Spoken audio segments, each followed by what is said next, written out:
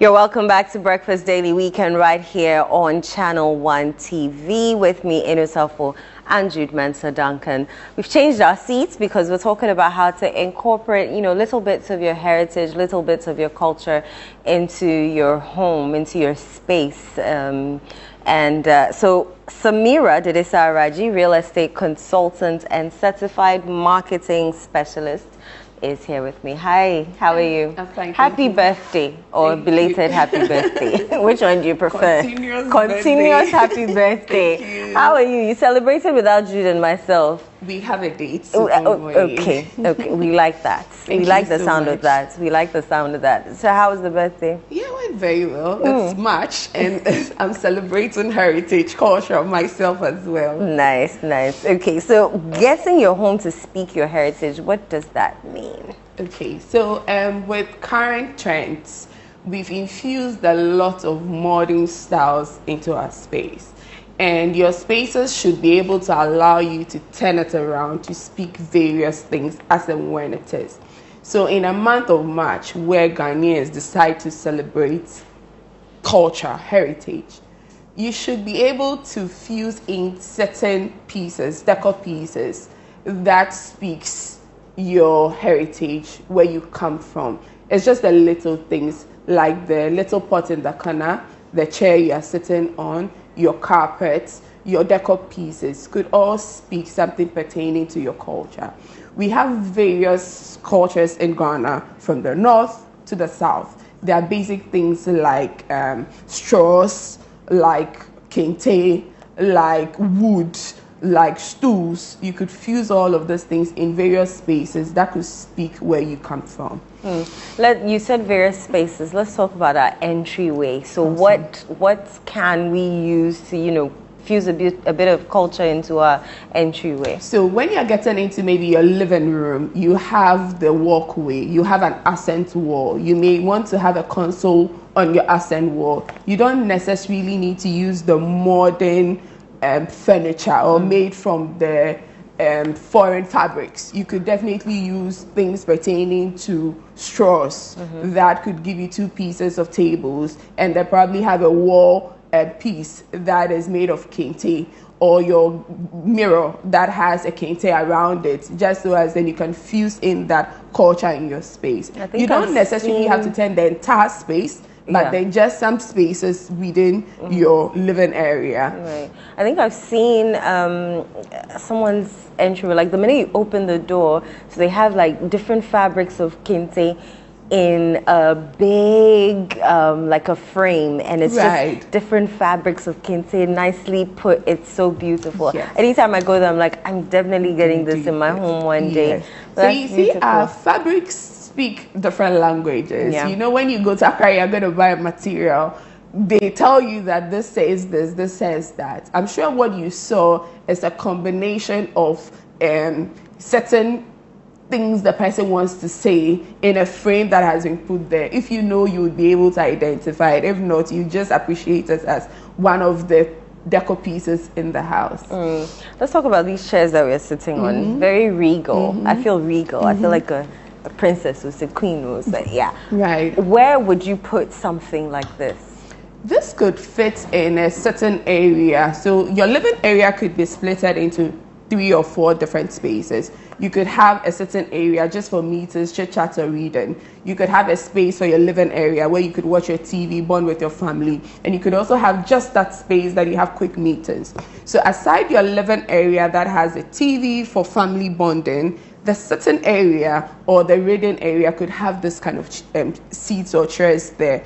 You don't need too much in that space because it's just for a quick meeting, a quick conversation, or just by yourself sitting there. So something like this brights up the space. So we talked about colors. So then it's going to be a combination of colors, materials, and then a fusion of heritage. So if you have a very plain wall with just a carpet, you could fuse just those two there, sit there, have a quick meeting, or then read.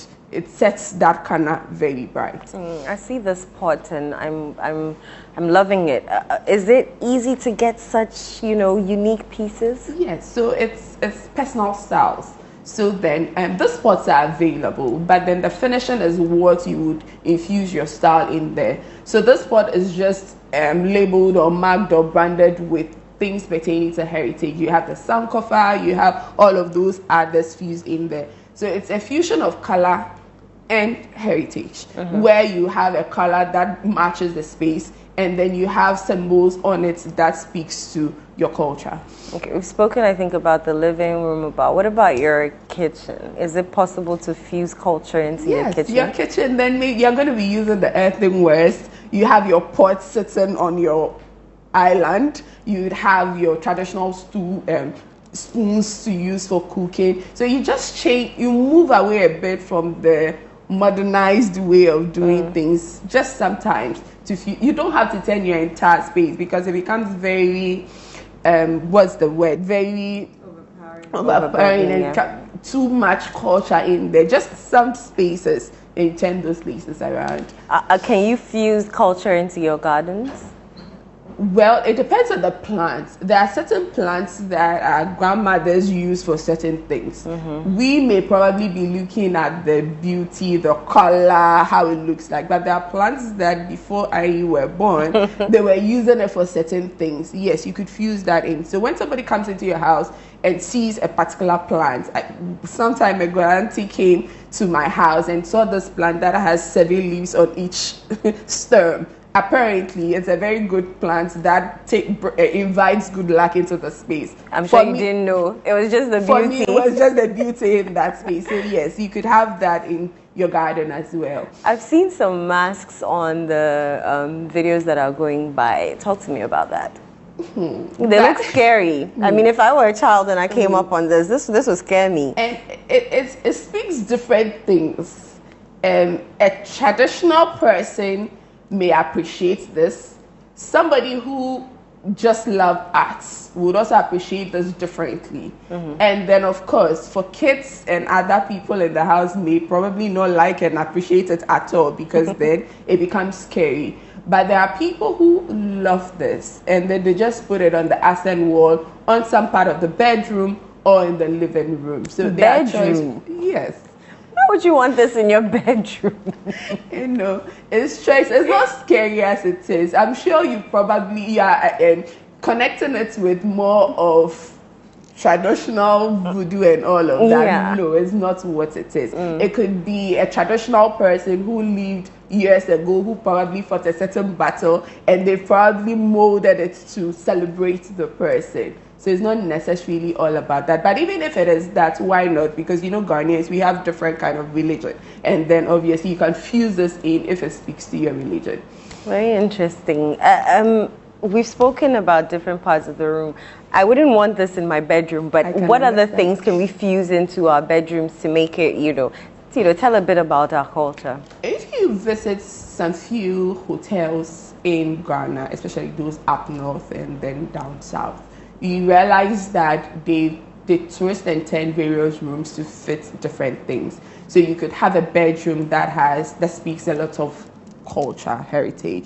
You have the bedsheet being white, but the layover being either a kente print or a fabric print. Or you have your carpet that is made of heavy kente because it's woven. But of course, with interior decor, it's a fusion of colors. So then you may want to blend it properly, just so as then you could still have the style, but yet still speak whatever it is. This time around, maybe heritage. So this is a wall decor piece. Very beautiful. But it's in a modern space. You can look at the tiles, you can look at the plant in there, you can look at the chair, but just that alone stands out. It speaks a lot of volume in that space. Talking about kente as an overlay for a bit, I think I remember I have an auntie who's white. And my grandma went to visit them, and she had put, I think, kente as the dining table cover. My grandmother had a fit. Like she had almost committed sacrilege. It was hilarious. What's that into man? Unim kente bo.